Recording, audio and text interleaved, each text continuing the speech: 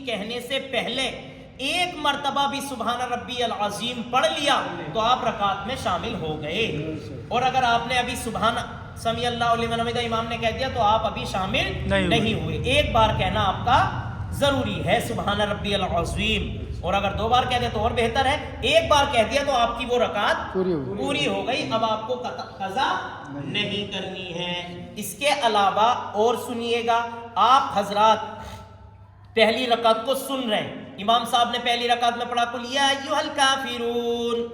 اب آپ کو یہ ٹینشن ہوگی انہوں نے قل یا ایھا الکافرون پڑھا ہے اور میری یہ قل یا ایھا الکافرون والی رکعت نکل گئی اور میرے قل یا ایھا الکافرون یاد بھی نہیں ہے, اور دوسری رکعت میں امام صاحب نے پڑھا اذا جاء نصر اللہ جو اس کے بعد ہی ہے, اور اب میں کون سی سورت پڑھوں؟ مجھے تو آیت الکرسی یاد ہے, جبکہ 30ویں پارے میں اذا جاء ہے اور پہلے پارے میں آیت الکرسی ہے. تو ایسی صورت میں کیا قرآن الٹا تو نہیں ہو جائے گا؟ تو ایسی صورت میں آپ کی نماز ہو جائے گی.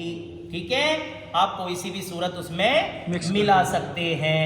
اور سنیے گا آخری بات یہ ہے کہ آپ حضرات جب نماز میں شامل ہوں تو ایک ایک چیز آپ کی قبلہ رو ہونی چاہیے.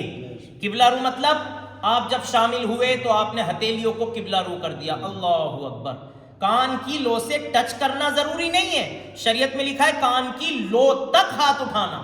لو تک کا مطلب یہ بھی ہے, کسی کی بغلیں اتنی پھیلی ہوئی ہوتی ہیں موٹائی کی وجہ سے کہ لو تک نہیں پہنچ پاتی ہیں, یا کوئی اور مجبوری ہے تو آپ کان کی لو تک اٹھا سکتے ہیں. یہ ٹچ کرنا تو دل کو دلاسا دینا ہے کہ ہمارے ہاتھ کان کی لو تک پہنچ گئے. یہ ضروری نہیں ہے, ٹچنگ ضروری نہیں ہے, کان کی لو تک اٹھانا ضروری ہے. اس کے بعد آپ نیت باندھیں گے, کن کی انگلی جس کو بولا جاتا ہے اس کو نیچے, انگوٹھا اوپر اور 3 انگلی سامنے ہونی چاہیے, اور آپ کی نیت جو ہے ٹونڈی کے بیچوں بیچ ہونی چاہیے. کیوں یہاں کیوں باندھتے ہیں؟ اس کا ثبوت حدیث پاک سے ملتا ہے, الذی یوسوس فی صدور الناس, وہ ہے نہیں قل اعوذ برب الناس ملک الناس الہ الناس من شر الوسواس الخناس. یہ خناس نام کا جو گیہوں ہے نا, یہ ہمیں نماز نہیں پڑھنے دیتا ہے, یہ ہمیں وسوسے دلاتا ہے. الذی یوسوس فی صدور الناس, لوگوں کے دلوں میں وسوسے ڈالتا ہے یہیں سے بیٹھا. تو نماز کی حالت میں ہم اسے دبا لیتے, اور عورتیں